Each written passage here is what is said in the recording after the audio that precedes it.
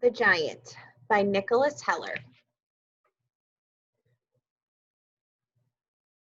On the west wall of Mrs. Bell's living room, above the green sofa, hung a painting of a giant. It was the most realistic looking giant that anyone had ever seen, positively bursting with life and energy, and looking as though he was quite ready to jump off the canvas onto Mrs. Bell's carpet.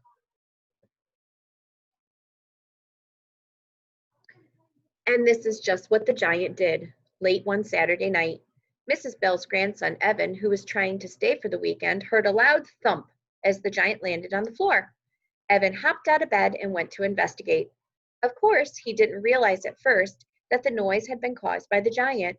When he got to the living room and shined his flashlight around, Evan noticed that the painting was different and saw the giant was no longer in it. He also noticed, or rather felt, because it was winter, that the living room window was wide open. Joseph's must have gotten out that way, he said to himself. Evan called the giant Joseph's after his substitute teacher, Mrs. Joseph's. She was large and had the same fierce, slightly bewildered expression as the giant. This was especially true when Mrs. Joseph's was angry, which was often. She didn't understand how to control Evan's third grade class the way their regular teacher did. Evan shined his flashlight out the window, and sure enough, there were footprints leading away through the snow towards the woods. Evan noticed that the footprints started out quite small and grew bigger the farther away they went. This was the opposite of the way it should be. Joseph's must be growing to his full size, he thought. Evan felt quite strongly that he should do something, but he had no idea what. He certainly had no desire to follow a giant whom he knew very little about into the woods at night, so he shut the window and went back upstairs to bed.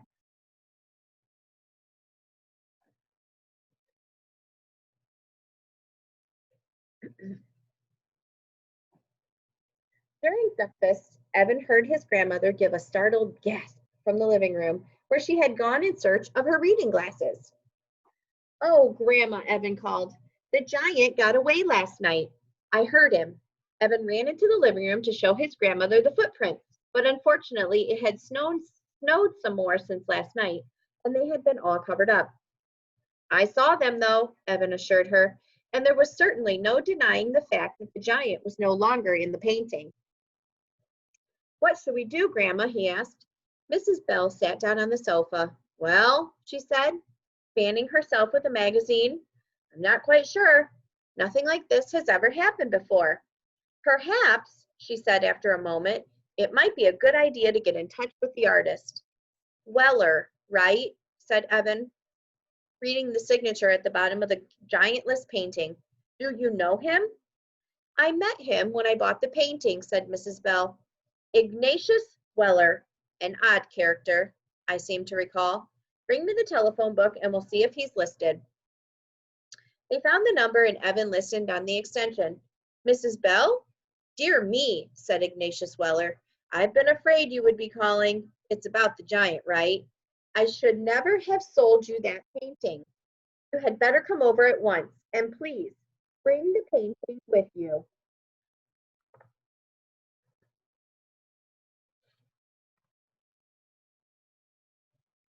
"This is exciting, isn't it?" said Mrs. Bell a little while later as they were getting in the car. During the drive, Evan kept a sharp eye out for Josephs, but he saw no sign of him. Ignatius Weller lived about a half hour away in an old farmhouse with an attached barn just like the one in the painting. He was waiting nervously on the front porch and ushered them inside immediately. "Call me Iggy," he said. "I knew I shouldn't have sold you that painting," he told Mrs. Bell again, "but you seemed to like it so much."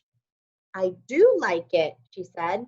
"At least I did when the giant was still in it. How on earth did he get out?" "Well, you see," Iggy said, "I dreamed him up one night, and in the morning he was there. I mean, he really was there, sitting in my backyard, and he was terribly hungry. I gave him all the food in the house, but it wasn't enough, and he wouldn't go away. So to get rid of him, I painted him into a picture, but he's got out again. I thought he might."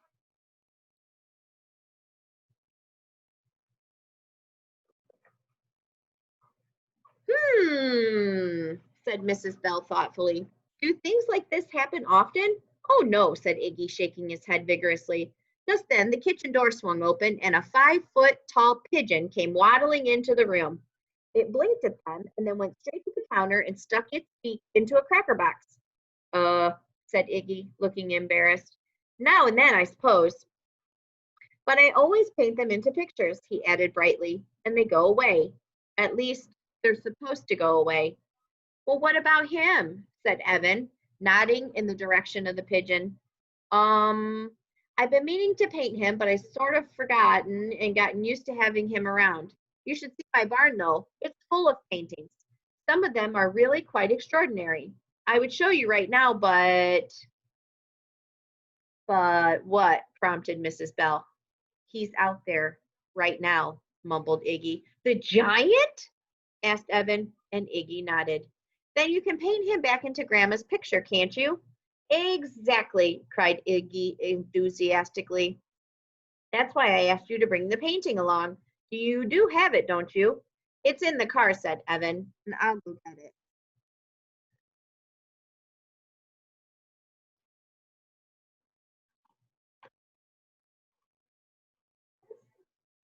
Evan kept a sharp eye on the barn as he trotted to the car.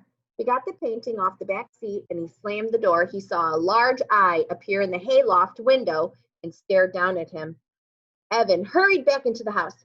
Here it is, he said. Good. I'll get to work at once, said Iggy, reaching for the painting. My paints are already out in the barn.